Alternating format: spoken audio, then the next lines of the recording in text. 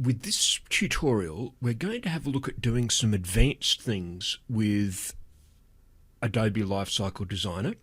We're going to have a look at tables. We'll have a look at a dynamic table where we can add additional rows. We're also going to do some tricky things with formulas. We will use a value from a drop-down list in a formula, and then we'll do a formula that does a grand total regardless of how many rows we actually have in the table. So you could have 2 rows or 6 rows and we'll get it to add up. Now, in the process of doing this, we'll have a look at flowed and positioned subforms. In fact, let's explain this a little bit by seeing a worked example. So I happen to have one here I made earlier, and what we have here is a little form where you'll notice we've got a table. The table is inside a subform. The subform is set to flowed, which allows the content to stretch rather than being positioned where it assumes an absolute position. With flowed elements, they can push other elements further down. We also need to deal with page breaks as well, but we're allowing page breaks inside our content here.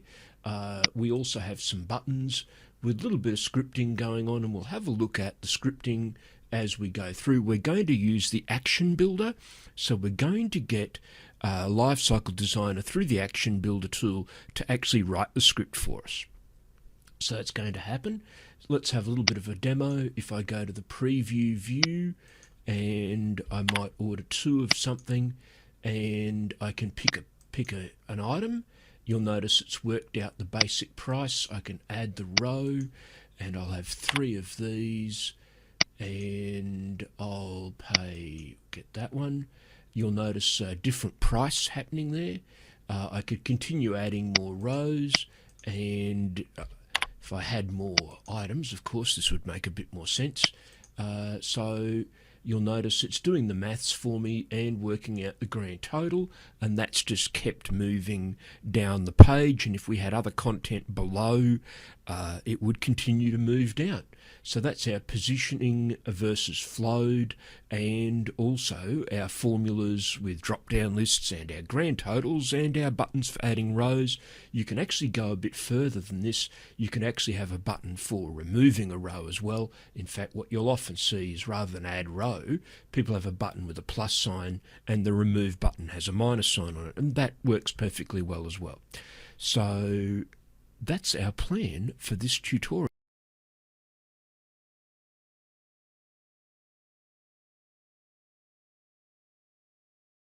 By setting up the environment.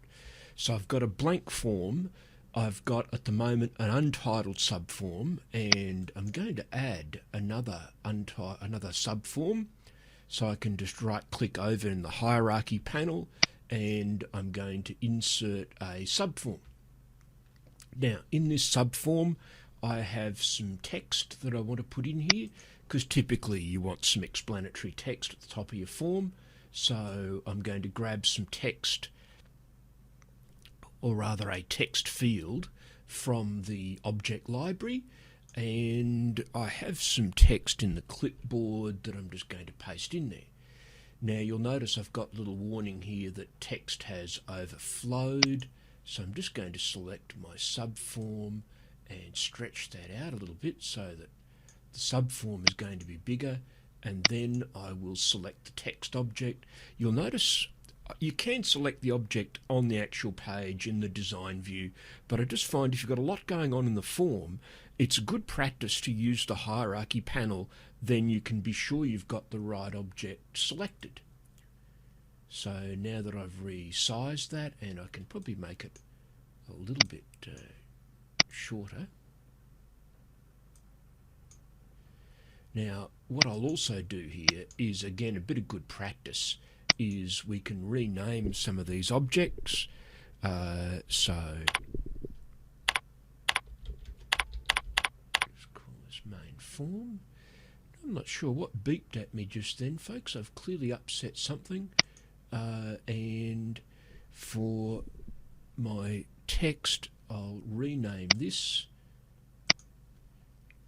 And this is my intro text. So I've got a couple of elements there in my form already.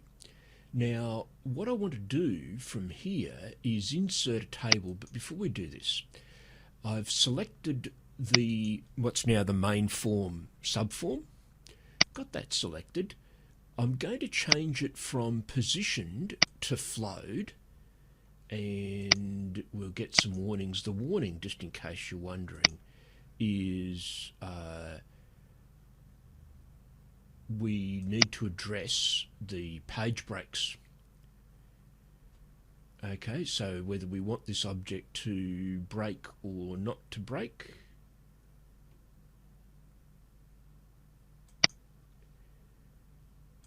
So we do want to allow page breaks within the content.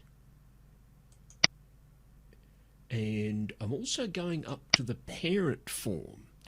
Now, the parent subform, I probably should even rename this, just for clarity, this is the parent form.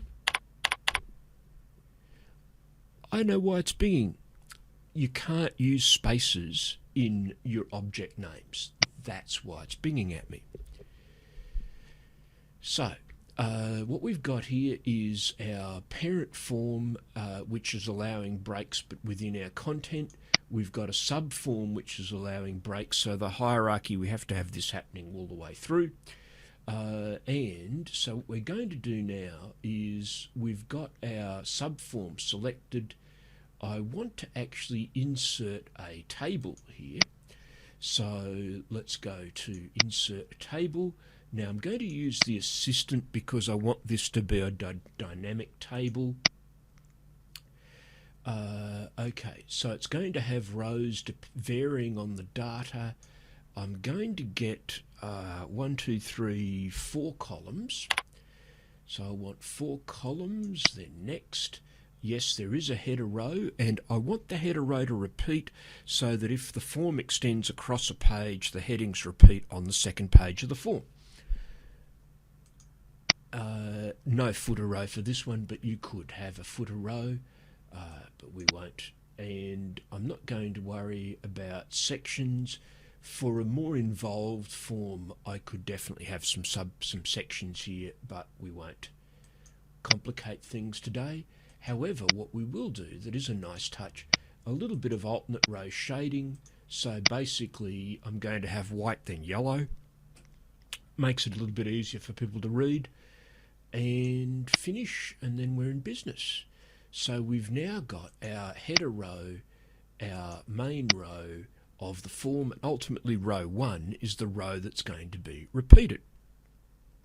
So what we need to do is we need to put some headings in here. Now just for a moment, to make this a little bit more legible, I'll just hide the object library, and this is for orders, so we'll have quantity. We'll have the item that you're actually choosing. We'll have one for the subtotal, what will later be our subtotal, and in the header area later we're going to have, or in that fourth column later, we're going to have some buttons for adding additional rows. So far so good. Now for this next bit, I do need my object library back.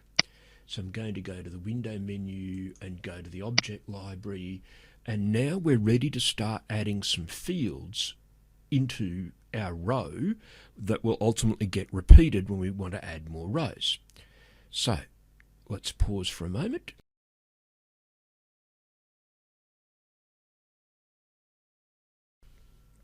Let's add some fields and have a look at their properties and get some things adding up.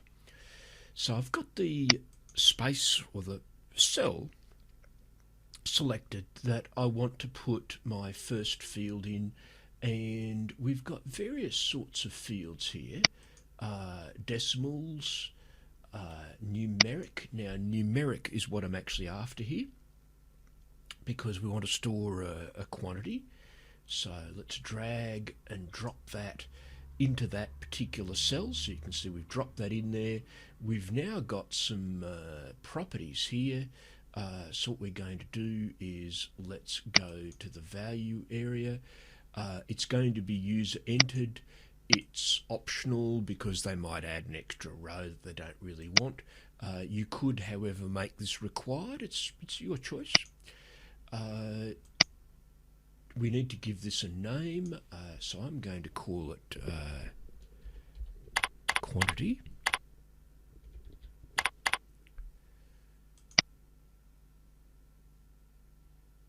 And it's going to be an integer.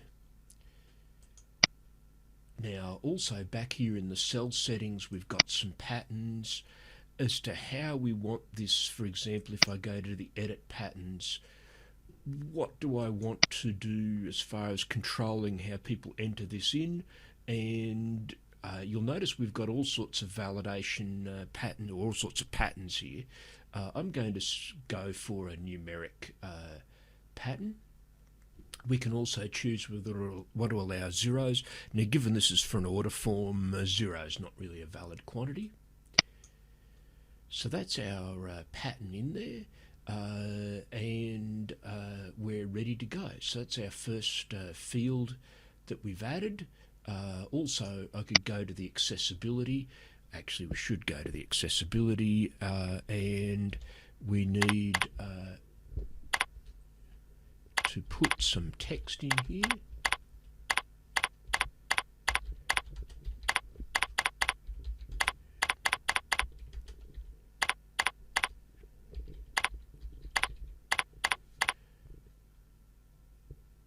So that's our tooltip, and the screen reader will read out the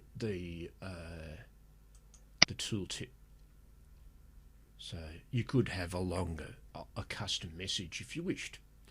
Okay, so let's go across here to item, and we need to put something in here, and this is going to be our drop-down list. So I drag that in and drop that in there, and what I'm going to do is sort of a two-step process here. I'm going to put some items in here. So this is just the text. So I'm going to have a gadget. Now I'm going to display a price in this, but this is not the price that the formula will use. This is just so the end user can actually see the price. And I'll have a gadget and a widget, and my widgets will be $30, so that I've got my two products, or I could go up market and have a third, and we might sell coffee mugs, souvenir coffee mugs for $15. So at the moment that's just for information. Now we're not going to allow custom entries. What we are going to do, let's go to the value area. We won't put a default in, because if people didn't spot it, they might end up ordering the wrong item. Again, you could make this required if you needed to. Now what we do want to do here is I'm going to specify, and this is in the binding area, I'm going to specify values for these things. Now this is necessary for the formula, so my first value is 45, my second value here is 30, and I'm just double clicking to get in and edit, and I think we said coffee mugs were 15. You'd want to make sure you got this right, folks, because you could, there we go, so you can adjust now they're unseen, but it's much like Excel in that you can adjust the proportions. Now I'm also going to give this a name, and this is the item column. So now if I pop across into that, because it is just a temporary glitch, and if I go to my drop down, we can now see that we have our products there, and we can choose them, and we can enter quantities as well. So far so good. Let's go back to the design view, and I'm going to go across to the subtotal with that little error that we just had previewing the PDF. If I find some notes on that, I'll put it up in my blog at trainascope.com. Now we need to do a subtotal. For this I need a field, and interesting, you could go decimal if we were going to have cents in our prices, or we could go numeric. It really just depends. I'm going to go numeric in there, and in here in numeric we can set up some patterns. So this is going to be money amounts, so we'll go there with our money amounts, and in the value this is going to be calculated read only, and in a moment we'll set up a script for that. So what we're going to do now is I need to use a couple of tools here. So the script editor, which brings up the script editing window, and I'm just docking that across the top there. Now, so I'm on the subtotal. Up in the events, I want to show calculate events, and over on the right I'm going to FormCalc. Now you can use JavaScript here, but I'm going to go with FormCalc because it's just way easier for most people to use, but we will see some JavaScript later on. So what we're going to do now is I want to create my formula. So point and click method for this, holding down the control key and clicking on quantity, multiplied by, and control key held down, item. Okay, let's click the save button for that. Let's go to preview. We're all good. I'm going to order 10 of our coffee mugs, $150. Yay, works. Okay, back to the design view. So we've set up our first row, we've set up our formulas. Let's go on a little bit further here. We want to add a button so we can get our rows to repeat. Last thing I should do, my apologies for missing this, is I'm going to rename this field Subtotal.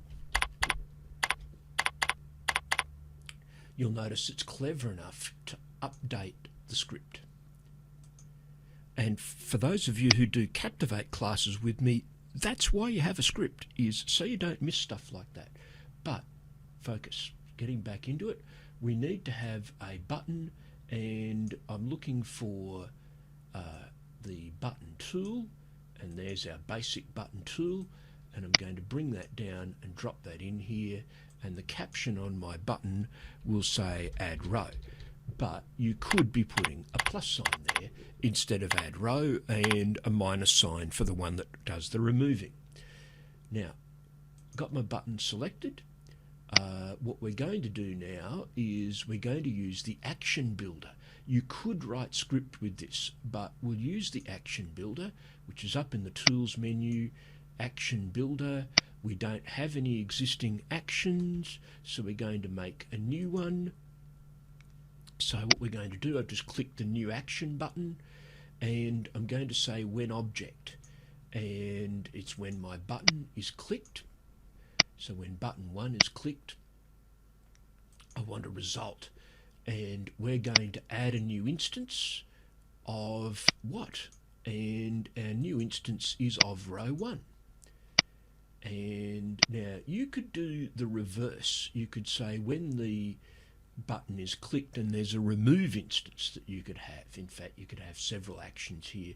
You can build up a sequence of them, but we just, so if I click the plus sign, I could have more things happen, but one thing is all we need for this. Let's go OK. And what we've now got is, if we have a little bit of a look at events with scripts, what we can see here is it's actually written the JavaScript for us for the event when we click on the button. So that clicking is the event.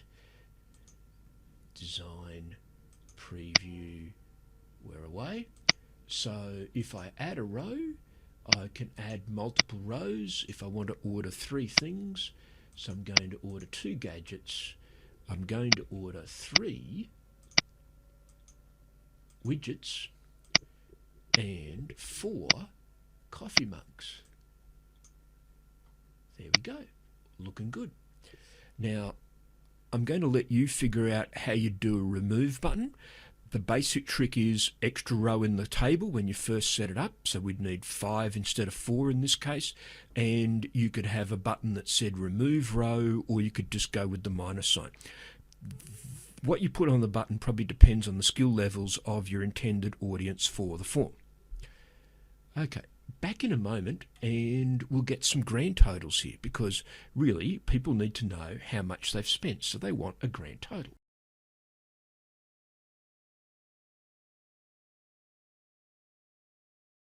Okay, so adding a numeric field, I want to sneak this in below the table. We want to use the numeric field for our grand total. So what we're going to do, I'm going to grab a numeric field, drop it in here. Now you'll notice I'm moving out to the right, but it's actually going to put it in below because our positioning is flowing downwards. There we go, and that's our new field. And this is going to be calculated read-only, and in the binding I'll call this grand total. Just fix my spelling there. Now caption for this as well can be grand total or order total, or whatever would make sense in your particular situation. Now I'm back on my field. I'm going to open up the script editor window's open. We're ready to go. I'm going to say sum, open bracket, and I'm going to do a close bracket because then we don't forget it later. Notice I've just slipped my cursor back inside the brackets. I'm going to hold down the control key and click on the field that I want to add up. But we've got to do a little bit of editing here, because I want to say, look, every instance of row 1 and every instance of subtotal. Now you'll notice I'm doing that by using the square brackets. This is like an array notation, and the asterisk is like a wildcard, just saying, look, every one. And the trick here, folks, and this is where I've got a bit of a bad habit, is to watch when you're putting the square brackets in. Don't use the shift key or you'll get the squirrely braces, which you just saw that I did. So we're good there to go. If I save that now and go to my preview, and let's test it out. We'll add a few rows. We're going to do 1 of this one and 2 of the next one, and 3 of the last one. Now, all very good, but you'd like your total to have $signs, easy enough to fix. We need to go back to our field tab and into our patterns and into display, and let's display it like money. I'll just do this one more time, back into preview, and we'll add a couple of rows, 1 of that, 2 of that, and 3 of that one. So we can see very, very effective. $sign there makes it a little bit neater. All very good. Now from here you could go on and add remove buttons and do all sorts of things. You've now got the tools you need to do that, so I'm going to let you go and figure the rest of it out for yourself. I'm hoping you found that useful. Thank you very much for your time. Hello, this is Stephen Knight. I hope you can use the material that you've just seen.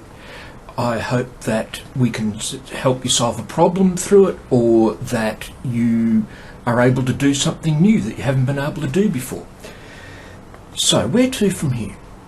If you subscribe to my YouTube channel, you will be advised of any updates, any additional video tutorials that I put up. Now, I don't get to see your email address out of that, so it's perfectly confidential. YouTube look after all of that. If you visit my blog, which is at trainascope.com, you'll see the address in the last slide in a moment. Then you'll find other information there, again, updates, but additional articles that aren't on the YouTube channel. Also, I am available for training throughout Australia. If you'd like some training in the subject matter of this tutorial or other things, the Office Suite, SharePoint, Acrobat, Dreamweaver or Captivate, please contact me through your firm's preferred training provider. I work for all the leading training providers, so please feel free to book me via your HR department and their preferred training provider. Also, if you visit my blog, you'll also find a link to my LinkedIn profile. I'm always happy to get feedback from people through LinkedIn, so if you've got questions about the content, things you want to ask me, go to my LinkedIn profile and contact me through there. Just mention in the contact message what the connection is, that you've seen one of my training videos, just so I know who you are. So thank you for your time, and I hope you've learned something from the content today.